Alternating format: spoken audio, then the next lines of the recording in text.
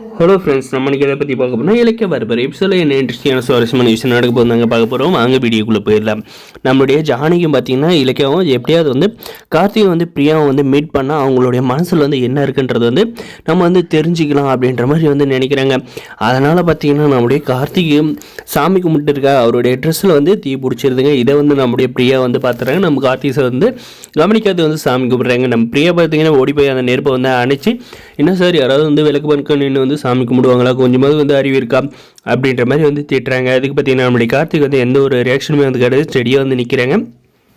அதுக்கப்புறம் பார்த்தீங்கன்னா நம்முடைய பிரியா வந்து என்ன சொல்கிறாங்கன்னு பார்த்தீங்கன்னா, வேண்டுறதான் வேண்டுறீங்க, உங்களுக்கு வந்து அவ்வளோ வந்து மெய் மறந்து வேண்டுறதுனா வந்து எங்கேயாவது போயிட்டு கொஞ்சம் தொலைவாக நின்று வேண்டி இருக்கலாம் அப்படின்ற மாதிரி வந்து சொன்னதும் பார்த்தீங்கன்னா நான் வந்து கவனிக்கல அப்படின்ற மாதிரி வந்து நம்முடைய கார்த்தி வந்து சொல்கிறாங்க.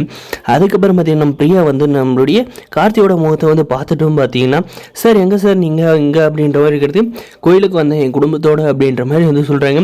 என்ன சார் அன்றைக்கி ஒரு ஆக்சிடெண்ட்டான ஒரு விஷயத்தில் தான் வந்து மீட் பண்ணோம், இன்றைக்கி வந்து ஒரு ஆக்சிடென்டல் ஒரு விஷயத்தில் தான் வந்து மீட் பண்ணுறோமே, உங்களுக்கு எனக்கு என்னான்னு தெரியல, இந்த மாதிரி விஷயத்தில் தான் வந்து மீட் பண்ணணுன்னு அந்த ஆண்டை வந்து எழுதியிருக்கானா என்னான்னு தெரியல அப்படின்ற மாதிரி பார்த்தீங்கன்னா நம்மளுடைய பிரியா வந்து சொல்கிறாங்க. நம்முடைய கார்த்திக் பார்த்தீங்கன்னா அந்த பொண்ணை பார்த்து மெய் மறந்து வந்து இருக்காருங்க.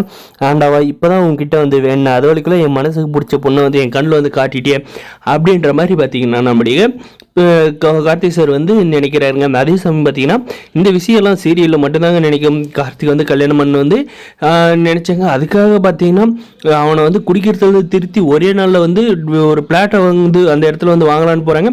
போகிற வழியிலே வந்து இந்த பொண்ணை வந்து பார்த்துறாங்க. அந்த மறுநாளே வந்து நம்முடைய இலக்கிய வந்து இந்த கோயிலுக்கு வந்து கூப்பிட்டு வந்து நம்ம ஜானகி எல்லாருக்குமே வந்து இந்த பொண்ணை வந்து காட்டுறாங்க.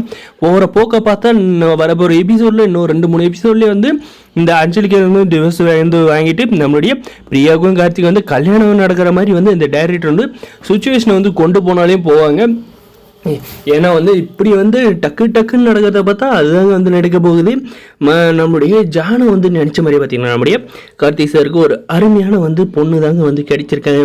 மற்றவங்கள வந்து கேரிங் பண்ணுற மாதிரி வந்து யாருக்கும் எந்த ஒரு தொந்தரவும் வந்து கொடுக்காத, எந்த ஒரு கெட்ட எண்ணமும் இல்லாத பொண்ணு தாங்க இந்த பிரியா. அதனால் பார்த்தீங்கன்னா நம்முடைய கார்த்திக்கும் பிரியாவுக்கு வந்து 100க்கு 100 பொருத்தம் வந்து பொருந்தி போகும் அப்படின்ற மாதிரி வந்து ஜாதகத்தை எடுத்துகிட்டு போய் பார்த்தாலும் வந்து அந்த ஜோசியர் அதை தான் வந்து சொல்லுவாங்க.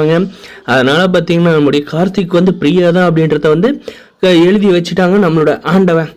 நமக்கு மட்டும் இன்னும் வந்து நடக்காதுங்க. நம்ம வந்து இன்னைக்கு பார்த்தாலும் சரி, நாளைக்கு பார்த்தாலும் எதுவுமே வந்து கிடைக்காதுங்க. இதெல்லாம் வந்து சீரியலில் மட்டும்தான் நடிக்கும். உங்களுக்கு வந்து இந்த மாதிரி வந்து நடந்திருக்குன்னு நினச்சிங்கன்னா இந்த வீடியோக்கு லைக் பண்ணி மறக்காத நம்ம சேனலில் சப்ஸ்கிரைப் பண்ணுங்கள். மறக்காத அந்த பெல் ஐக்கனை வந்து கிளிக் பண்ணி ஆன்ல போட்டுக்கோங்க. தேங்க்ஸ் ஃபார் வாட்சிங் கைஸ்.